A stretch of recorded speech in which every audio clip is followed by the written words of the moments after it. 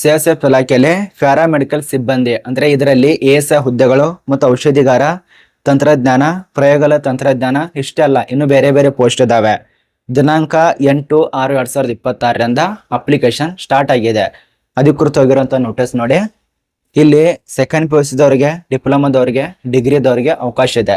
ಇನ್ನೊಂದು ಪ್ರಮುಖವಾದ ಮಾಹಿತಿ ಹೇಳ್ಬೇಕು, ಇಲ್ಲಿ ಕೊಟ್ಟಿದ್ದಾರೆ ನೋಡಿ, ಮೇಲ್ ಮತ್ತು ಫಿಮೇಲ್ ಅಭ್ಯರ್ಥಿಗೆ ಅವಕಾಶ. ಸಿಎಫ್ಎಫ್ ಸಂಸ್ಥೆ ಅಂದ್ರೆ ಇನ್ನು ಕೆಲವರಿಗೆ ಅರ್ಥನೇ ಆಗಿಲ್ಲ. ಇದು ಯಾವ್ದಪ್ಪ ಅಂದ್ರೆ ಸೆಂಟ್ರಲ್ ಗೌರ್ಮೆಂಟ್ ಬರತ್ತೆ, ಕೇಂದ್ರ ಕೈಗಾರಿಕಾ ಭದ್ರತಾ ಪಡೆ, ಈ ಒಂದು ಇಲಾಖೆಯಲ್ಲಿ ನೇಮಕಾತಿ ಆಗಿದೆ. ಇದ್ರ ಬಗ್ಗೆನೇ ಚರ್ಚೆ ಮಾಡೋಣ. ನಾನು ಈಗಲೇ ಚರ್ಚೆ ತಿಳಿಸ್ಕೊಟ್ಟಿದ್ದೇವೆ. ಇಲ್ಲಿ ನೋಡಿ 8/6/2026 ಅಪ್ಲಿಕೇಶನ್ ಹಾಕೋದು. 7/7/2026 ತನಕ ಅವಕಾಶ ಇದೆ. ಅಂದ್ರೆ 7 ಜುಲೈ, ಈ ಒಂದು ಜುಲೈ ತನಕ ಅವಕಾಶ ಕೊಟ್ಟಿದ್ದಾರೆ ನೋಡಿ. ಅಲ್ಲಿ ತನಕ ಅಪ್ಲಿಕೇಶನ್ ಹಾಕೋದಕ್ಕೆ ಅವಕಾಶ ಇದೆ ಮೇಲ್ ಮತ್ತು ಫಿಮೇಲ್ ಕ್ಯಾಂಡಿಡೇಟಿಗೆ.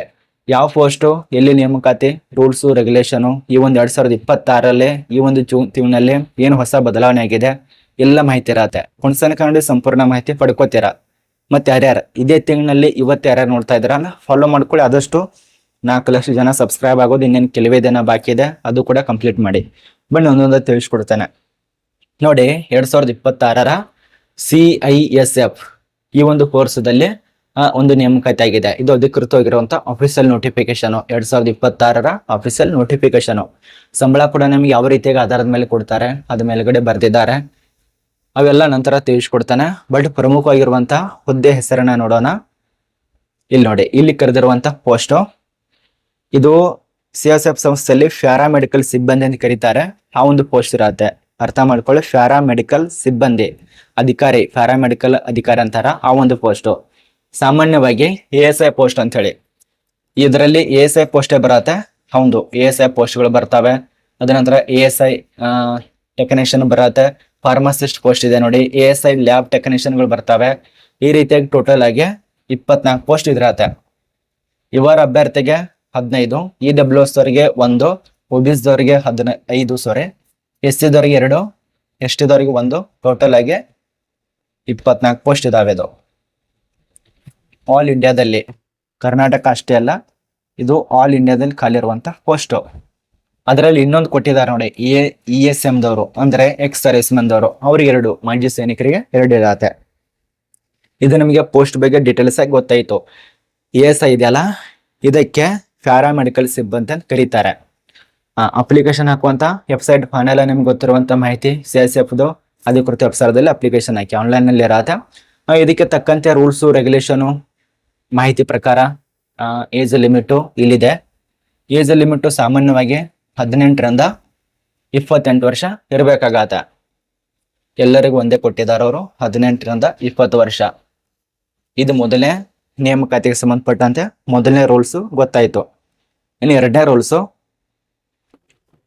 ಇಲ್ಲಿ ನೋಡಿ, ಯಾವುದಕ್ಕೆ ಯಾವ ಪೋಸ್ಟಿಗೆ ಏನು ಎಜುಕೇಶನ್ ಆಗಿರ್ಬೇಕು ಅದು ಕೊಟ್ಟಿದ್ದಾರೆ. ಇದನ್ನ ಅರ್ಥ ಮಾಡ್ಕೊಳ್ಳಿ. ಇದನ್ನ ಕರೆಕ್ಟಾಗಿ ಓದ್ಕೊಂಡ್ರೆ ಮುಗಿದ ಹೋಯ್ತು, ನಿಮಗೆ ಪೂರ್ತಿ ನೋಟಿಫಿಕೇಶನ್ ಬಗ್ಗೆ ಗೊತ್ತಾಗತ್ತೆ. ಯಾರ್ಯಾರು ಅಪ್ಲಿಕೇಶನ್ ಹಾಕ್ಬೇಕಂತೇಳಿ ಇಲ್ಲೇ ತಿಳಿಸ್ಕೊಡ್ತೇನೆ ನೋಡಿ.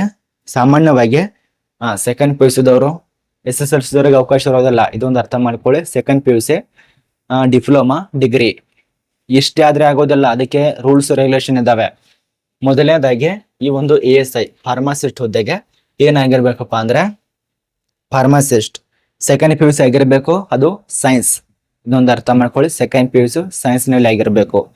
ಅಥವಾ ಡಿಪ್ಲೊಮಾ ಅಷ್ಟೇ ಅಲ್ಲ, ಫಾರ್ಮಸಿಯಲ್ಲಿ ಆಗಿರ್ಬೇಕು. ಅಥವಾ ಫಾರ್ಮಾಸಿಸ್ಟ್ ಆಗಿ ನೋಂದಣಿ ಕೂಡ ಇರಬೇಕಾಗತ್ತೆ. ಇಂಥವ್ರು ಈ ಒಂದು ASI ಫಾರ್ಮಾಸಿಸ್ಟ್ಗೆ ಅಪ್ಲಿಕೇಶನ್ ಹಾಕಬಹುದು. ಇದು ನಿಮಗೆ ಮೊದಲನೇ ಪೋಸ್ಟ್ ಬಗ್ಗೆ ಡೌಟ್ ಕಿಲ್ಲರ್ ಆಯ್ತು. ಇನ್ನು ಎರಡನೇ ಪೋಸ್ಟಿಗೆ ರೂಲ್ಸ್ ನೋಡಿ. ASI ಟೆಕ್ನಿಷಿಯನ್ ಹುದ್ದೆಗೆ ಇದಕ್ಕೆ ಏನಾಗಿರ್ಬೇಕು, ಡಿಪ್ಲೊಮಾ ಕೊಟ್ಟಿದ್ದಾರೆ, 2 ವರ್ಷ ತನಕ ಕೊಟ್ಟಿದ್ದಾರೆ, ಮತ್ತು ಸೆಕೆಂಡ್ PUC ಕೊಟ್ಟಿದ್ದಾರೆ. ಈ ರೀತಿ ಹೇಳಿದ್ರೆ ನಿಮಗೆ ಗೊತ್ತಾಗಲ್ಲ. ಕರೆಕ್ಟ್ ಆಗಿ ಈ ಒಂದು ಪೋಸ್ಟಿಗೆ ಸೆಕೆಂಡ್ PUC ಆಗಿರ್ಬೇಕು ಸೈನ್ಸ್ನಲ್ಲಿ, ಅದರಲ್ಲಿ ಟೆಕ್ನಿಷಿಯನ್ ಮತ್ತು ರೇಡಿಯೋಗ್ರಾಫಿಗೆ ಸಂಬಂಧಪಟ್ಟಂತೆ ಡಿಪ್ಲೊಮಾ ಆಗಿರ್ಬೇಕು. ಇದು ಎರಡನೇ ಪೋಸ್ಟಿಗೆ ಎರಡನೇ ರೂಲ್ಸು. ಇನ್ನು ಮೂರನೇ ಪೋಸ್ಟ್ ಕೂಡ ಇದೆ, ASI ಲ್ಯಾಬ್ ಟೆಕ್ನಿಷಿಯನ್ ಅಂತೇಳಿ. ಇಲ್ಲಿ ರೂಲ್ಸ್ ಇದೆ ನೋಡಿ, 2 ವರ್ಷ ಡಿಪ್ಲೊಮಾ, ಇಲ್ಲಿ ಕೂಡ ಸೆಕೆಂಡ್ PUC, ಡಿಗ್ರಿ ಇವೆಲ್ಲ ಕೊಟ್ಟಿದ್ದಾರೆ. ಮತ್ತು ಸ್ಟೇಟ್ ಮತ್ತು ಸೆಂಟ್ರಲ್ ಗೌರ್ಮೆಂಟ್ ಇದೆಲ್ಲ ಕೂಡ ಪಾಸ್ ಆಗಲೇಬೇಕು. ಪುಣೆಯ post second P U C ಆಗಿರಬೇಕು ಸೈನ್ಸ್ನಲ್ಲೇ, ಮೆಡಿಕಲ್ ಲ್ಯಾಬ್ರೇಟರಿ ಟೆಕ್ನಾಲಜಿ MLT ಅಥವಾ ಲ್ಯಾಬ್ ಟೆಕ್ನಿಷಿಯನ್ನಲ್ಲಿ ಡಿಪ್ಲೊಮಾ ಆಗಿರಬೇಕು. ಇದು ರೂಲ್ಸ್ ಪ್ರಕಾರ ಅವ್ರು ಕೊಟ್ಟಿದ್ದಾರೆ. ಇಷ್ಟಾದಂಥ ವ್ಯಕ್ತಿಗಳಿಗೆ ಈ ಒಂದು ಪೋಸ್ಟು ಅವಕಾಶ ಇರೋದು. ಇದು ನಮಗೆ ರೂಲ್ಸ್ ಬಗ್ಗೆ ಗೊತ್ತಾಯಿತು. ಇನ್ನು ಉಳಿದಂಥ ನಾರ್ಮಲ್ ಮಾಹಿತಿ ನಿಮಗೆ ಇಲ್ಲೇ ತಿಳಿಸ್ಕೊಡ್ತೇನೆ. ಇದೇನು CSF ದಲ್ಲಿ ಕರೆದಿದ್ದಾರಲ್ಲ, ಇದಕ್ಕೆ ಸಂಬಂಧಪಟ್ಟಂತೆ ನಾರ್ಮಲ್ ಮಾಹಿತಿ ಇರತ್ತೆ. ಇದು ಆಲ್ ಇಂಡಿಯಾದಲ್ಲಿ ಟೋಟಲ್ ಆಗಿ 24 ಪೋಸ್ಟ್ ಇರತ್ತೆ. ಅರ್ಧ ಸಲ್ಲಿಸಿದ್ರೆ 29,000ದಿಂದ 92,000 ತನಕ ಸ್ಯಾಲ್ರಿ ಇರತ್ತೆ ಪರ್ ಮಂತ್ ಆಗಿ. ಗೌರ್ಮೆಂಟೇ ಕೊಡತ್ತೆ. ಇದು 8ನೇ CPC ಪ್ರಕಾರ ಇಲ್ಲ ಅನ್ಸತ್ತೆ, 7ನೇ CPC ಪ್ರಕಾರ 5ನೇ ಲೆವೆಲ್ಗೆ ಸಂಬಂಧಪಟ್ಟಂತೆ ಸ್ಯಾಲ್ರಿ ಇರತ್ತೆ. ಅದೇ ರೀತಿಯಾಗಿ ಯಾವ್ಯಾವ ಪೋಸ್ಟ್ ಎಷ್ಟಿದಾವೆ ಇಲ್ಲಿ: ASI ಔಷಧಿಗಾರ 18, ASI ತಂತ್ರಜ್ಞಾನ 1, ಪ್ರಯೋಗಲ ತಂತ್ರಜ್ಞಾನ ASI ದಲ್ಲಿ 5 ಈ ರೀತಿಯಾಗಿರತ್ತೆ. ಇನ್ನು ವಯೋಮಿತಿಯಲ್ಲಿ ಕೂಡ ಸರಿಲಿಕ್ಕೆ ನಾರ್ಮಲ್ ಆಗಿ 3 ರಿಂದ 5 ವರ್ಷ. ಅರ್ಧ ಶುಲ್ಕದಲ್ಲಿ 100 ರೂಪಾಯಿ ಶುಲ್ಕ ಇರತ್ತೆ. ಅಂದ್ರೆ ಇವರ ಅಭ್ಯರ್ಥಿ EWS OBC ಅವರಿಗೆ 100, ಇನ್ನು ಉಳಿದಂತೆ ಕ್ಯಾಂಡಿಡೇಟ್ಗೆ ಶುಲ್ಕನೇ ಇಲ್ಲ, ವಿನಾಯಿತಿ ಇರತ್ತೆ. ಆಯ್ಕೆ ಪ್ರಕ್ರಿಯೆಯಲ್ಲಿ ಸುಮಾರು 5 ರಿಂದ 6 ರೂಲ್ಸ್ ಇರತ್ತೆ. ಮೊದಲೇ ರೂಲ್ಸು ಲಿಖಿತ ಪರೀಕ್ಷೆ CBT OMR 2 ಕೂಡ ನಡೆಸ್ತಾರೆ. ಇದರಲ್ಲಿ ಆ ಒಂದು ಡೀಟೇಲ್ಸು ಮಾಹಿತಿ ಇದೆ, ಚೆಕ್ ಮಾಡ್ಕೊಳ್ಳಿ. ನಾನು ಆಗಲೇ ತಿಳಿಸ್ಕೊಟ್ಟೇನಲ್ಲ ವೇತನ ಇದ್ ಬಗ್ಗೆ, ಇಲ್ಲಿದೆ ನೋಡಿ ವೇತನ ವಿತ್ ಲೈಫ್ ಪ್ರೂಫ್ ಆಗಿ ಅಫಿಷಿಯಲ್ ನೋಟಿಸ್ ಬಗ್ಗೆನೇ ಹೇಳಿರೋದು. ಫಿಸಿಕಲ್ ಟೆಸ್ಟ್ ಮತ್ತು ಡಾಕ್ಯುಮೆಂಟ್ಸ್ ಪರಿಶೀಲನೆ ಮತ್ತು ಮೂಲ ಸೌಕರ್ಯಕ್ಕೆ ಸಂಬಂಧಪಟ್ಟಂತೆ ಸಾಮರ್ಥ್ಯದ ಒಂದು ಪರೀಕ್ಷೆ ಅದು ಕೂಡ ನಡೆಸ್ತಾರೆ.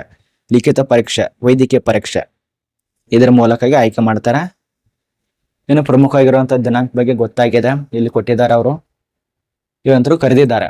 ಇಲ್ಲಿ ಯಾರ್ಯಾರು ಅಪ್ಲಿಕೇಶನ್ ಹಾಕಬಾರ್ದು ಅಂದ್ರೆ SSLC ದವರು ಸಾಮಾನ್ಯ ಪಾಸ್ ಆದವರಲ್ಲ, ದ್ವಿತೀಯ PUC ಅಲ್ಲಿ ಸಾಮಾನ್ಯ ಪಾಸ್ ಆದವರಲ್ಲ, ಅಂದ್ರೆ ಆರ್ಟ್ಸು ಇವರೆಲ್ಲ, ಕಲಾ ಮಾಧ್ಯಮ ಇವ್ರು ಯಾರು ಇಲ್ಲ, ಕಾಮರ್ಸ್ ದವರು ಕೂಡ ಅವಕಾಶ ಇಲ್ಲ, ಹೈಯರ್ ಎಜುಕೇಶನ್ ಅವ್ರ ಅಪ್ಲಿಕೇಶನ್ ಹಾಕೋದಕ್ಕೆ ಅವಕಾಶ. ಇದು ನಮಗೆ ಗೊತ್ತಾಗಿದೆ ಅಂತ ಅನ್ಕೋತೀವಿ.